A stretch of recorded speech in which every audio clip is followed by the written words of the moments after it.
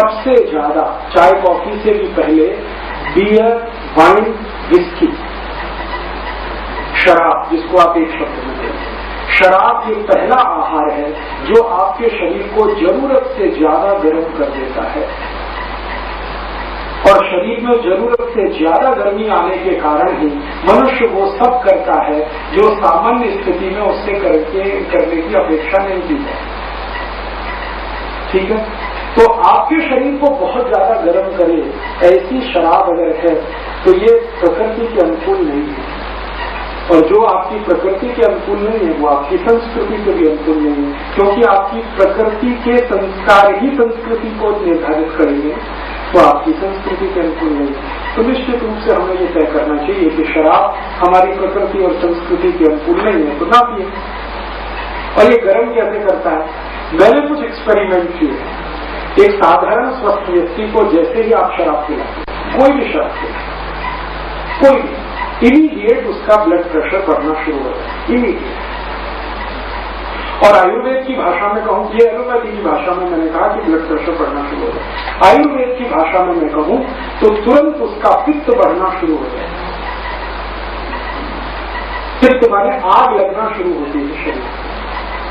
अब आपका शरीर तो समशीतोष्ण है, ध्यान रखिए, ना ज्यादा गर्म ना ज्यादा ठंड। जब आग लगेगी अंदर से शरीर में तो शरीर की सारी प्रतिरक्षा प्रणाली इस आग को शांत करने में लगेगी, और तब तक लगेगी जब तक ये आग शांत नहीं होगी। तो प्रतिरक्षण प्रणाली को काम करने के लिए रक्त ईंधन के रूप में चाहिए, तो आपका रक्त शरीर का सारे अंगों से भागकर वहां आएगा जहां आपकी आग को शांत करने का काम चलेगा, माने पेट की तरफ सारा रक्त आ जाएगा। और अगर आपने शराब पी ली और पेट की तरफ आपका सारा रक्त आ गया, इसका माने रक्त जहां जाना चाहिए वहां नहीं होगा, ब्रेन को चाहिए वहां नहीं है, हार्ट को चाहिए वहां नहीं है, किडनी को चाहिए वहां नहीं है, लीवर को चाहिए वहां नहीं है, वो सब आ गया पेट में। और ये रहेगा 2 घंटे, 3 घंटे, 4 घंटे, 5 घंटे, तो 2 से 5 घंटे तक आपके शरीर के बाकी ऑर्गन रक्त की कमी से तड़पेंगे और उनमें डिफेक्ट्स आना शुरू हो जाएंगे। इसलिए शराब पीने वालों के अंदर के सारे अंग खराब होते हैं, वो इस कारण से होते हैं।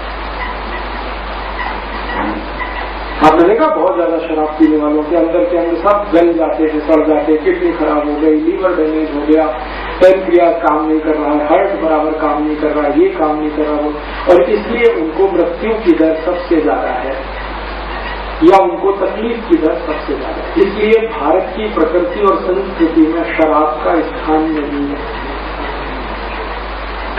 फिर आप कहेंगे जी सोमरस तो था, सोमरस और शराब में बहुत बड़ा अंतर है, उसको आप समझ लीजिए। अंतर क्या?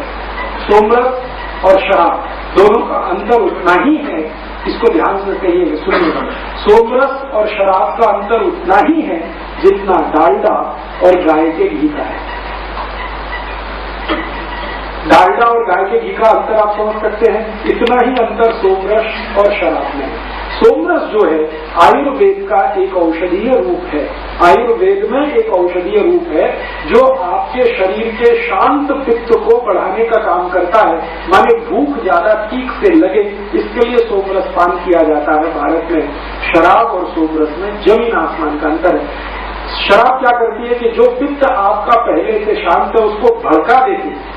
एक सुलगना होता है, एक भड़कना होता है, दोनों शब्द आप समझ पाएंगे। आग कहीं धीरे धीरे सुलग रही है तो खतरे की संभावना बहुत कम है, और भड़क के लग गई है तो आस पड़ोस की बिल्डिंगें जल जाएंगी। तो शराब जो है वो पित्त को भड़काती है और सोमरस पित्त को सुलगाता है। तो सुलगा हुआ पित्त ये तो हमें चाहिए, भड़का हुआ नहीं चाहिए, माने शराब नहीं चाहिए, चाहिए तो सोमरस चाहिए। अब आप कहेंगे जी सोमरस बनता कैसे है? उसकी विधि है, उसकी विधि है। आप चाहो तो मूवी में बता सकता हूँ। हमारे देश में एक महान व्यक्ति हुए भागवत, जिन्होंने 100 घर में सोमरस बना के पान कर सकते हैं। मैं आपको गारंटी देता हूँ आपको जिंदगी में कभी भी पित्त का रोग नहीं होगा। और जो शराब पिया तो कोई गारंटी नहीं है कि कब आपका पित्त भड़के और कब होगा। सोमरस बहुत ही संतुलित है, ये कुछ इस तरह की चीज है जैसे आप नींबू का शरबत पिए, ठीक है, और नींबू का शरबत पिए तो आपको कैसा लगेगा, और खाली नींबू का रस निचोड़ कर पिए तो कैसा लगेगा। शराब वैसा ही कुछ है, नींबू का खाली रस, और सोमरस वैसे ही कुछ है जो नींबू की शिकंजी। शिकंजी सबको पीने के लिए आयुर्वेद कहेगा, नींबू का रस सबको नहीं चलेगा। वो कोई बहुत गंभीर बीमारी का कोई वस्तु नहीं आनी चाहिए जो शरीर को जरूरत से ज्यादा गर्म करे। उसमें सबसे पहली वस्तु शराब, कि हमारे भारतीय संस्कृति का हिस्सा नहीं है शराब। तो आप कहेंगे कि इतनी शराब अब पीने लगे, ये कहाँ से आए? ये यूरोप की नकल की है। हम दुर्भाग्य से 400, 450 या 500 साल तक हम भारतवासी यूरोपियन की संगत में फंस गए, या तो उनके गुलाम हो गए, तो उनकी नकल कर करके हमने ये शुरू कर दिया। भारतीय संस्कृति का ये हिस्सा है।